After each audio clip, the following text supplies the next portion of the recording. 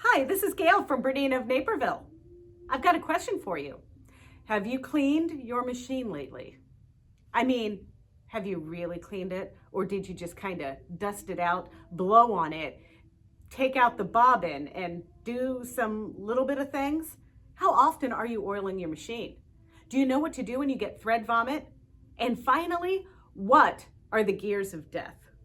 Well, we're going to address all of these issues, and we're going to be doing this for the BERNINA 4, 5, and 7 series machines, as well as the 8 series. So you're going to want to stay tuned to this tutorial because it might actually change your sewing life.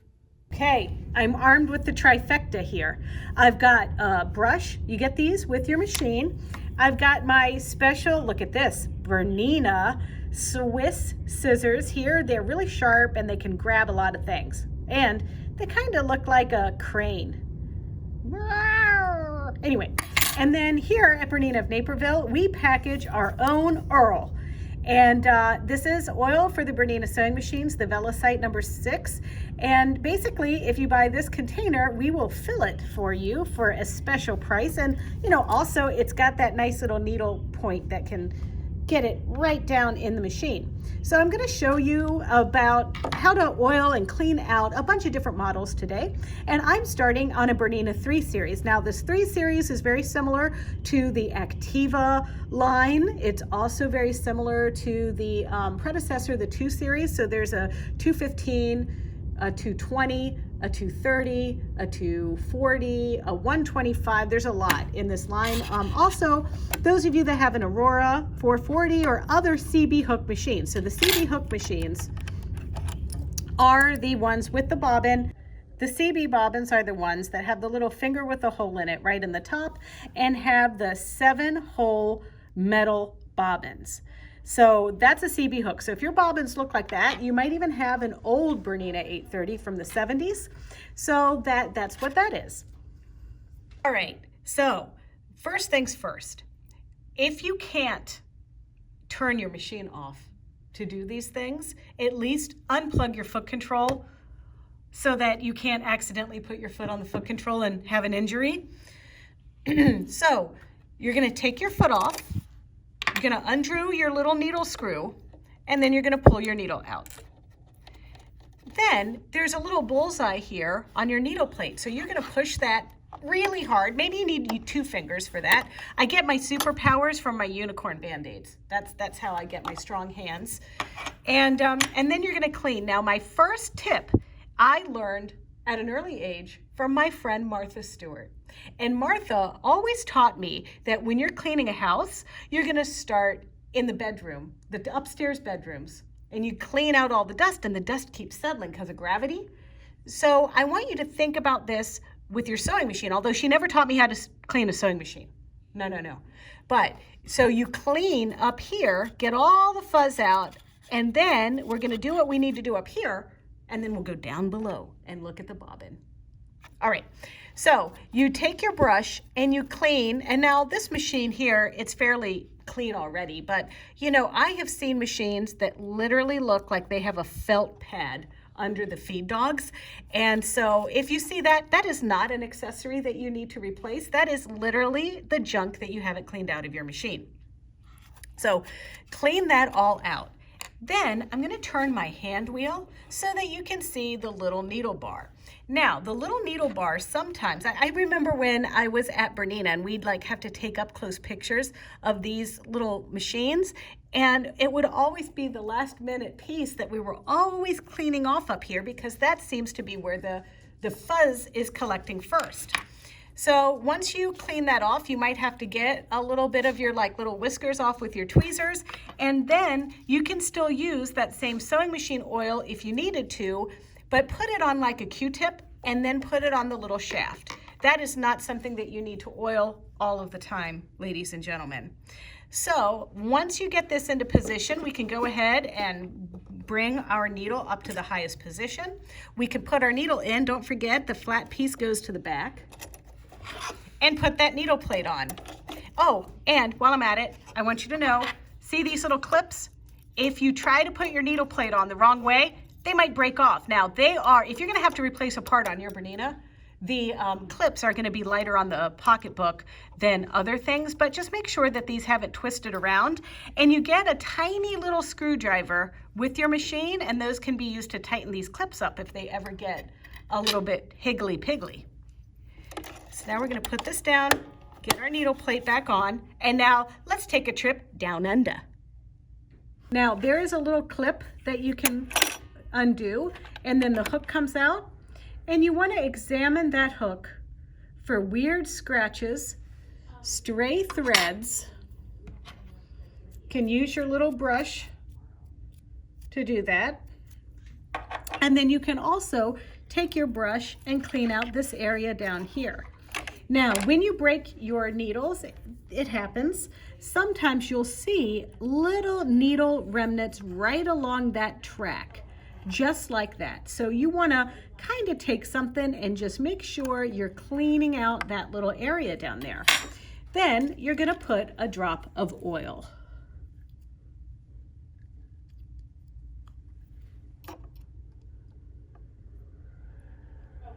Just in there. And then you also want to clean any fuzz off of your shuttle race cover here. So that's also where you'll take your little brush. You know, sometimes I like to use a Q-tip and then clean that out. Now we got to put this hook back in, and for some people, you know, it's not something where you just stick it in and it clicks, okay? So we're gonna put it in. You know, I kind of talk to it. I'm like, you're a nice little hook. You can go in there. You be strong, be proud. You got a new freshly oiled track. But the idea is that it kind of goes in there like a little yin-yang symbol. And so you just want it to go in, and then it's got to lay in just right.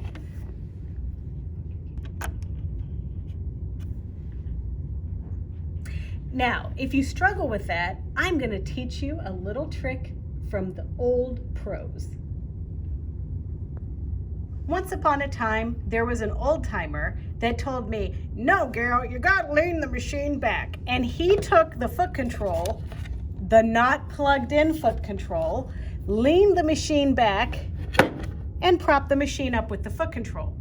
What does this do? Well, this allows me to see my hook area better, and I can put that hook in. We've oiled it, you saw me do that earlier, and now we're gonna put our hook back in. And it just goes in, cradling the side, and you might have to twist it just a little bit, but you need to make sure it lays in there, and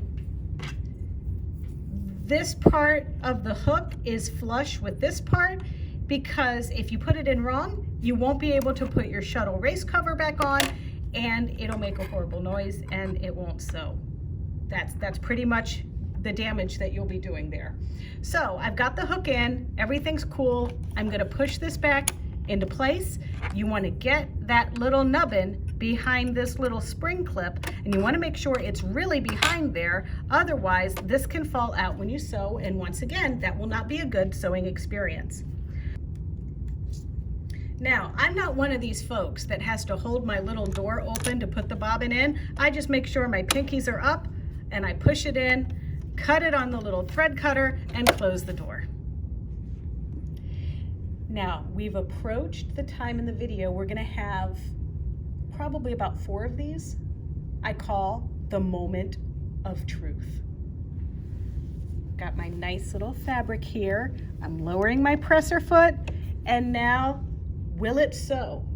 I think there's a 50-50 chance here, everybody. Let's see. All right, so I'm just gonna use my little needle, my little start and stop button. All right, it's sewed. The tension looks good. All right, challenge 1, we passed.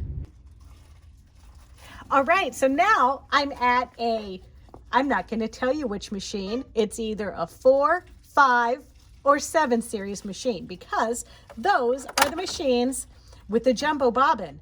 And we're gonna go through the same process as we did on our 3 series, but these machines are a little bit different, and they require a little bit more attention and inspection. You're gonna love it.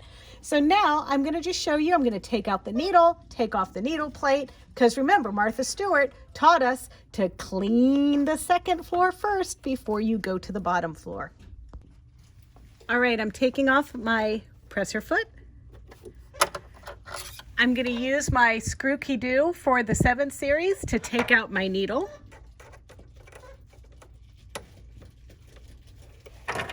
And I'm going to use my fingers to pop off my needle plate. So now it's time to grab the dust brush again, and we're going to clean out this little area and just get all the fuzz. At this point, we are literally just defuzzing everything that we can find here under our feed dogs. But there's a special thing that we need to do, and I want to move my thread catcher out of the way to get under there and dust around and get a few more little bitsy bits out of this area. So we start by pressing the gears on right under on the soft buttons under your touch screen. Then we're going to touch the sewing machine, finally the wrenches, and then there's a dust brush. And when we do the little dust brush, it's called cleaning the thread catcher. The thread catcher needs to be cleaned frequently from any lint.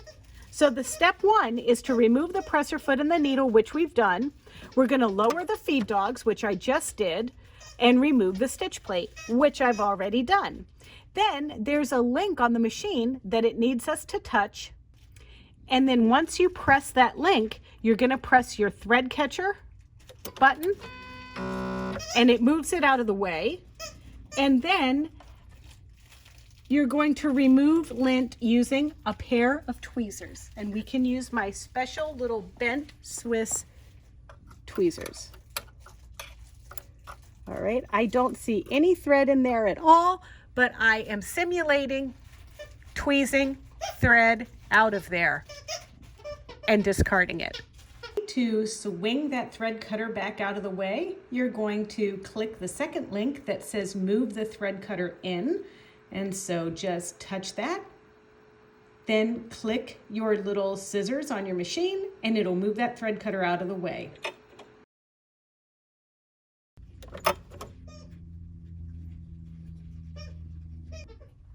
All right, there's a couple things I want to point out to you. Down here is your bobbin sensor. This is an area, as you clean, you want to make sure you get all your fuzzy wuzzies off of those little sensors down here, or else your machine is going to think that there's something wrong in the bobbin area. I think by now you should have all also learned that you don't ever want to sew with your bobbin door open when you have a bobbin sensor, or else the machine thinks there's something wrong with the bobbin. So I'm going to just push this to get my bobbin out.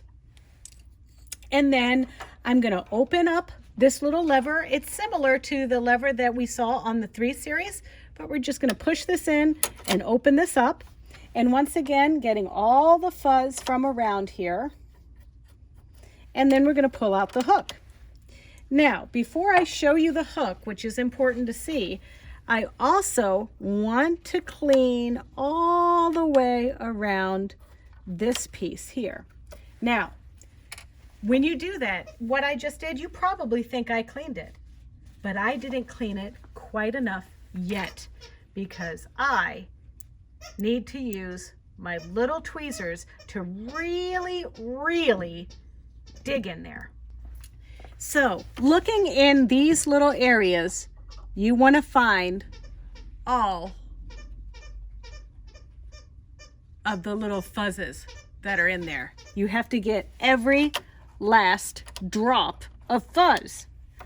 You know, as you do this, I promise you, you're gonna feel a lot like Dr. Sarah Lee. You know, a lot of you might know her as Dr. Pimple Popper, but getting in here and picking out these little threads out of these little clips, you will feel like Dr. Pimple Popper.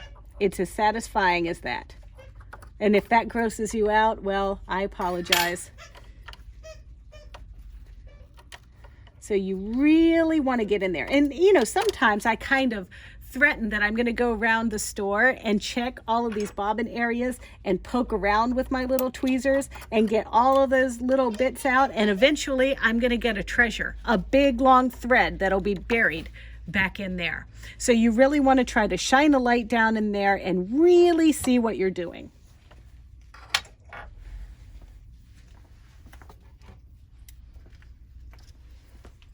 Let's have a look at the actual hook itself. That's this guy right here. Now, let's talk a little bit about this, because some of you are going to think, oh my gosh, look at those little fuzzies inside the hook there. Well, don't use the tweezers to pull those fuzzies out. Those are little oil reservoir pads. That's where you oil your bobbin. So those fuzzies stay. The rest of the fuzzies go. So oiling your machine, you can start by just oiling this little track right down there on your machine. And I just gave it a little drop right in here. Then we can come back out here and do a little drop on those pads. Now, another thing I want to talk to you about is the 7 series, 4 series, 5 series. They're thirsty. They really like to drink. So you're going to clean them out and oil them a lot. Someone like me that sews for about 6 hours a day, I'm going to do mine every morning. So keep that in mind. So now let's just have a look for a second. I wanted to show you an alternative method. So Chris actually, he's been with me filming this video, and he's like, why aren't you showing him this method? And I have to tell you, because I didn't know that this was a method. But here's what I've done. So the race cover here is open. You can see it here like that. So you have your race cover open just like that, and then you put your hook down just like this, like it would go into the machine. But this is going to kind of hold it here so that when you close this, it'll almost snap into position. Then you want to turn or wiggle your hand wheel, and then it gets right into position like that. So you might find that to be an easier method than the one I showed you earlier. When you put your bobbin case in, that little chrome piece goes parallel to the table. And then we're going to pull our little thread, cut it. Now we've come to that point in the day where we want to make sure that it indeed will sew. So I've put the fabric under the foot, got the needle down, and I'm going to use my start-stop button to start sewing.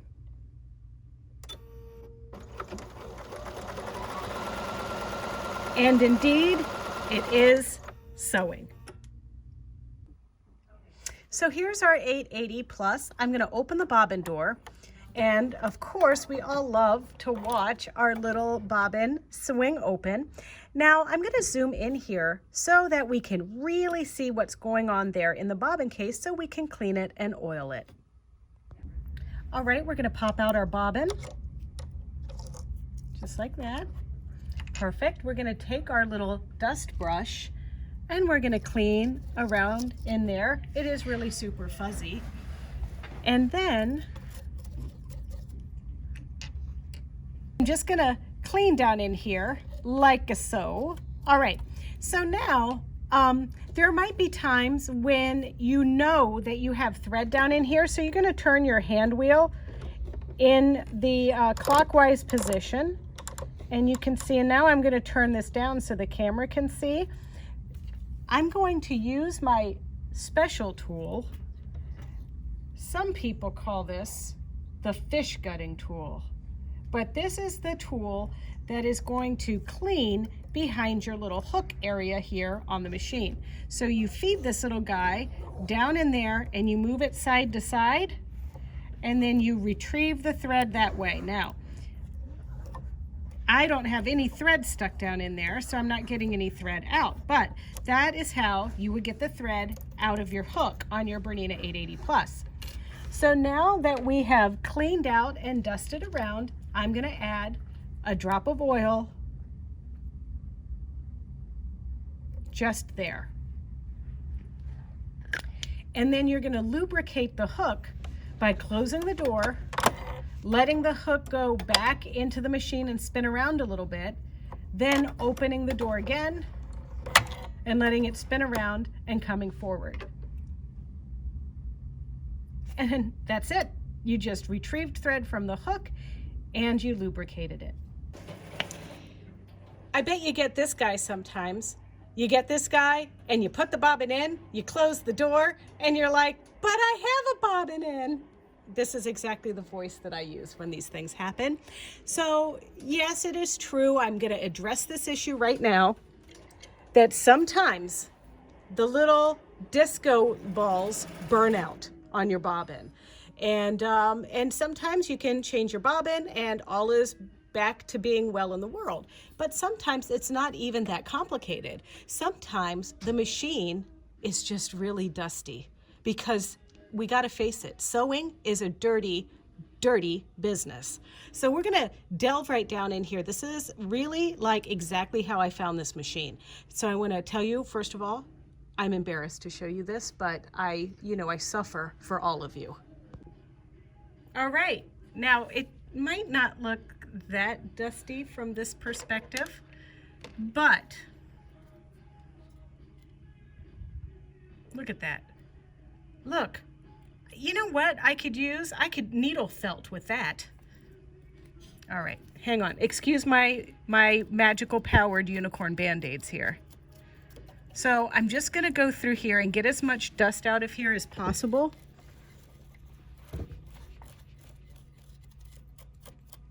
And there is a lot of dust in here. I probably put my hand in the way, but look at this. Look, that came out of my machine. It's amazing it was still running. Okay, so now I'm gonna open up my bobbin door, and I'm not paying attention to the front part of the machine yet. I'm letting the bobbin swing forward so I can expose that cavity down there. A chasm, as some might say. All right, I'm really zoomed in tight here. So what you're seeing are my feed dogs, but beyond the feed dogs, down there in the chasm, are two little sensors, and I'm really sorry about the focusing. I've been told I have a focusing problem, but those blurry little two things, and I'm going to put some arrows up there so you can see what I'm talking about. Yeah, there they are. Okay, those are the little eyeballs that look at the bobbin to see the sparkle disco dots on the bobbin. If those get a speck, a hair, a oop, oop, oop on them, they will tell you that the bobbin is not in the machine. So by we I mean me, I'm gonna get down on it and dust that off. There, that's a better look at my little sensors. See them? All right, I'm getting down on it.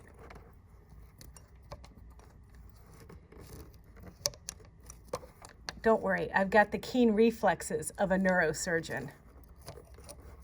So get down in there and clean that thing.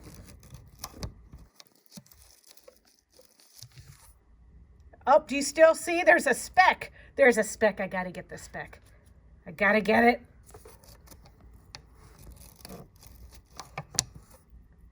There's still a speck.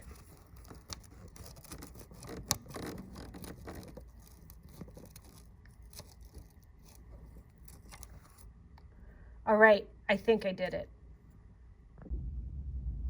Okay, so now I'm going to close my bobbin door and let's see if it still recognizes my bobbin is empty. No. Problem fixed.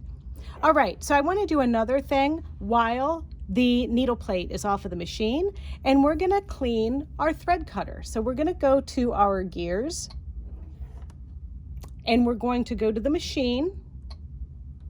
And we're going to use the wrench because that means clean it out. And so now we're going to dust it. And I have two options here. I can either dust out the thread catcher or I can dust off the threader. So this is the thread catcher and this is the threader. So see, we can tell it's the thread catcher because there are little scissors there. So I'm going to go ahead and click that. And just like on our other machines, the 880 Plus is going to give us instructions on how to do this. So I'm going to follow these instructions. Read all of the instructions by turning your upper knob clockwise. So the thread catcher needs to be cleaned frequently from any lint. And step 1 is to remove the presser foot and the needle. And so of course you're going to want to get your little screw-key-doo to remove the needle. And then we've already removed our stitch plate. Then you're going to select the link. And you see that link, how it's underlined? It says move the thread catcher out. Well, you're going to do that. And then that moves the thread catcher out. Now the 880 Plus is the only machine where you can just move the thread catcher out without pressing the little scissor cut button. The thread catcher is moved out to the right, and then we're going to remove the lint using a pair of tweezers. Then once we're finished with that, we touch this link that says move the thread catcher in, and then the thread catcher moves back in and the automatic thread cutter is reinitialized and ready to use. And then, of course, we're going to attach the stitch plate and attach the needle and the presser foot. Sometimes thread gets stuck up in this area of the machine, and that's when I use the little multi-purpose tool. And then we're going to take this piece and work it into the side of the machine to pop off our little head cover like this. Then you're going to look around in here. Now I have this machine threaded, so I'm just going to go ahead and unthread it. And just to give you a little lesson on unthreading, you're going to cut here and pull the thread through the machine. Don't pull it the other direction, that's bad. So sometimes there might be thread here that you need to pull out that's frayed out or whatever. Sometimes you know there's thread in here, but you can't see it because it's really kind of stuck down in this area. So I usually will take like a little card or something like that and just kind of gently pull and just see if I can retrieve any like little scraps that might then end up down here, little wee bits of thread. But that's how you're going to clean out the top. Now there's another thing that you're going to want to do, and that's to clean your threader. And to clean the threader, you're going to go back to your gears, and we're going to touch the sewing machine and the wrench and the little dust brush again. And this time we use the brush and the sewing machine. We just did the thread cutter, so now we're going to do this one. And we get some instructions there. So we're going to remove the needle again. So we're going to have to get our little screw-key-doo back out. So I'm going to need to use my screw-key-doo again. And then I'm going to remove my needle. Then I'm going to touch the threading button. Then I'm going to remove the lint. And then after that, I'm going to touch the threading button again. So all I did is read to you the instructions here. But now let's get a better look down here at our needle threader. So as you can see here, my needle threader button is already illuminated. I just need to take the needle out. And here comes our screw-key-doo in action.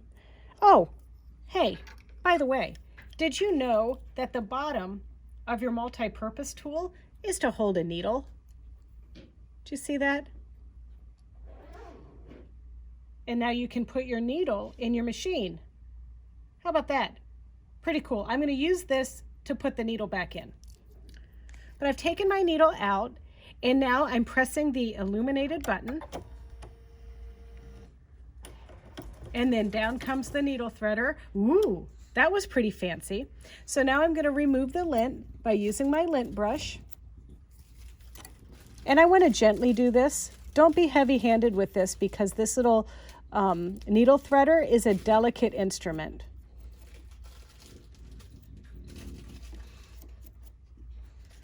All right, once we've cleaned the dust out, we're going to touch the button again, and it snaps back up there. Now, how I did some of the other machines, look at that business there. Do you see all that fuzz? Let's go ahead and get rid of that while we're here. All right.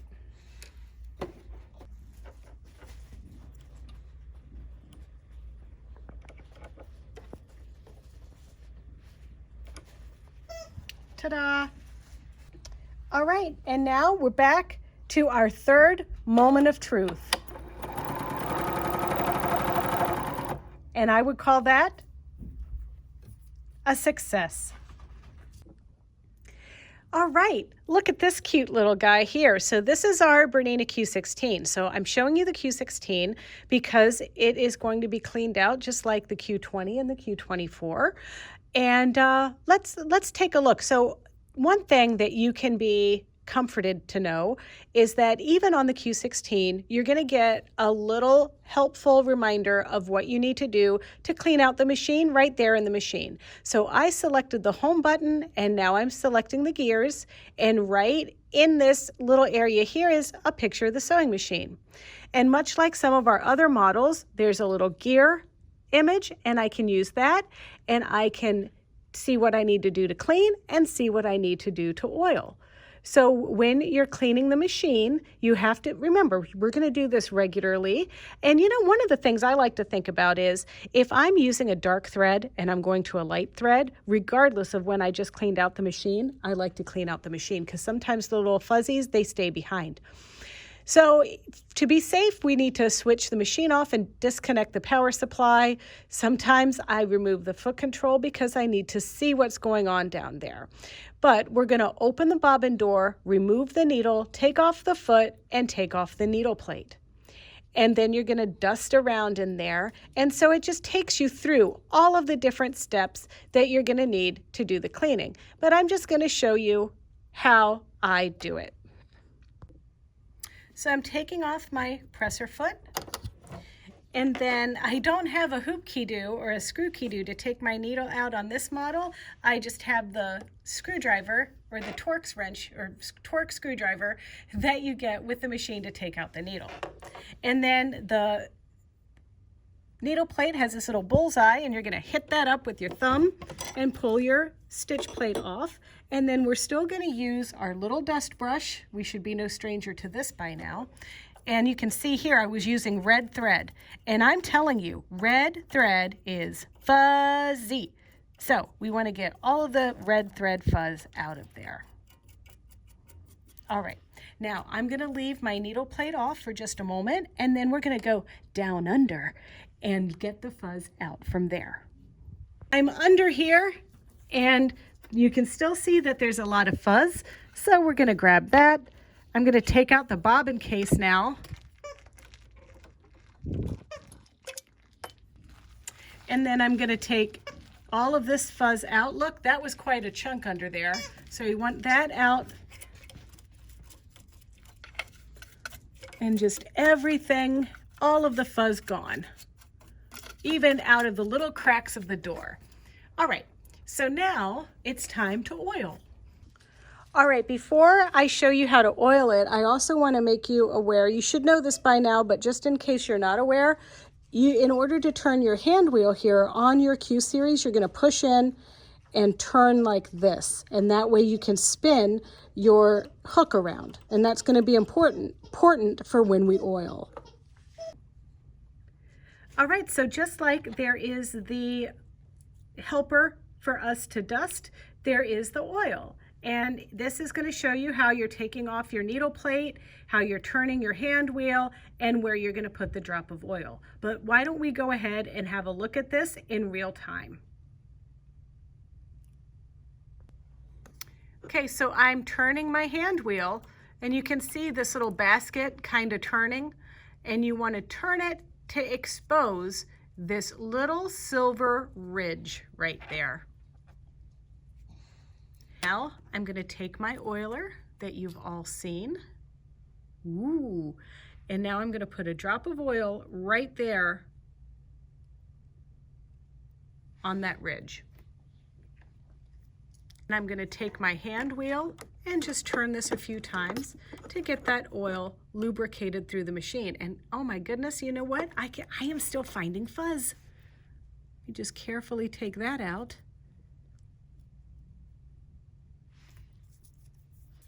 All right, hopefully that was the last of it.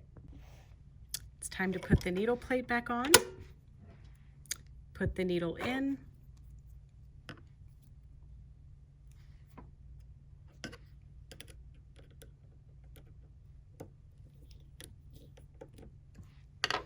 thread the needle.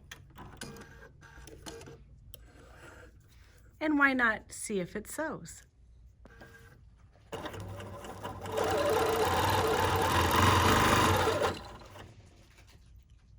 It passed the fourth moment of truth. Have you or a loved one ever gotten the gears of death?